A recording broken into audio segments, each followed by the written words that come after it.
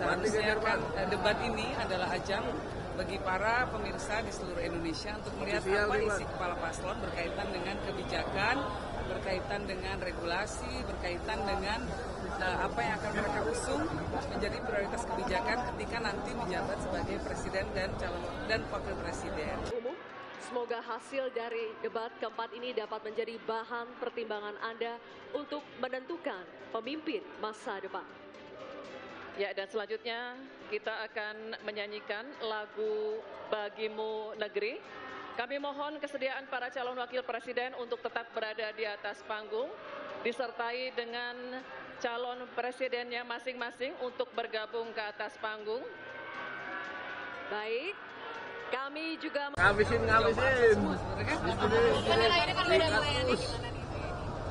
Menurut saya banyak substansi yang coba diungkap oleh ketiga paslon, ya.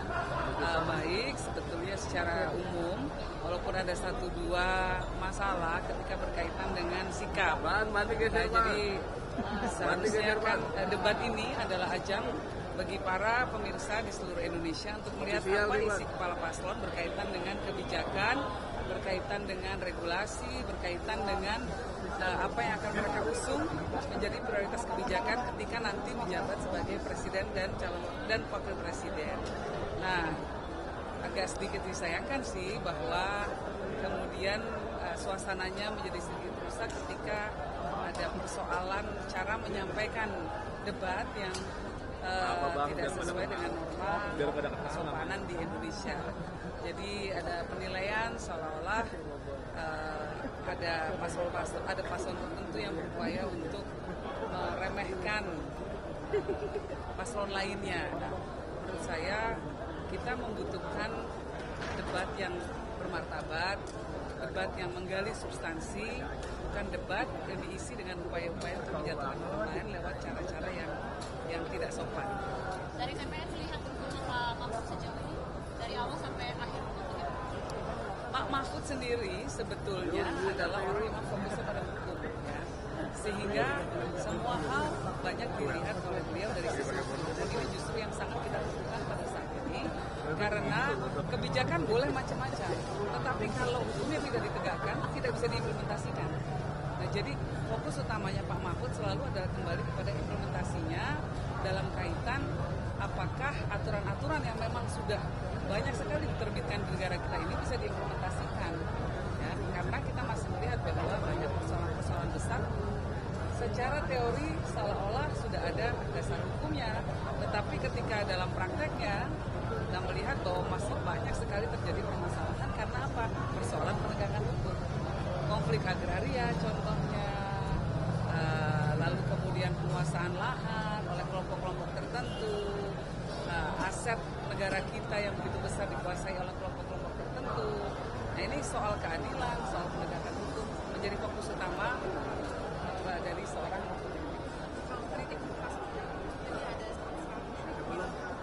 itu. Kita berharap bahwa debat ke depan itu betul-betul mendidik, baik secara substansi maupun secara etika.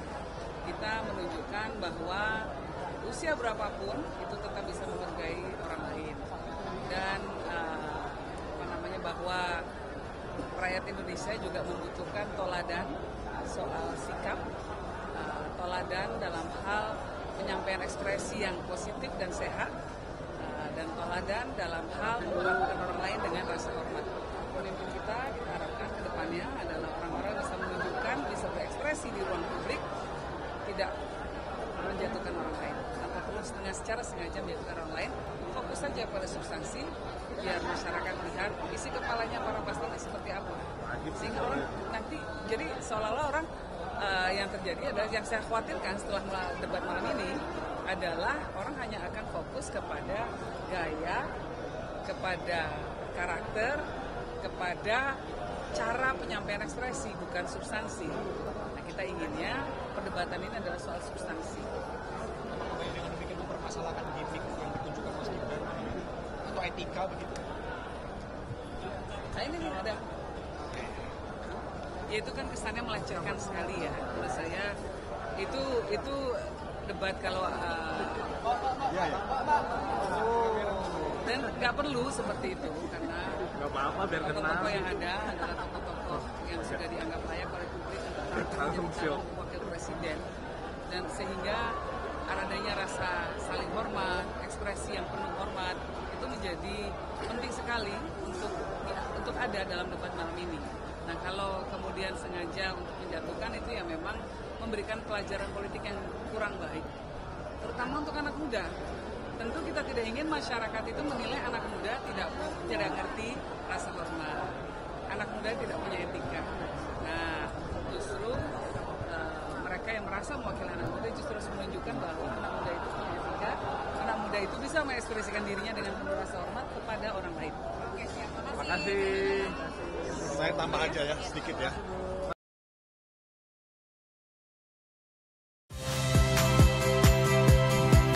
Saya Cynthia Rompas. Saksikan program-program Kompas TV melalui siaran digital, pay TV, dan media streaming lainnya.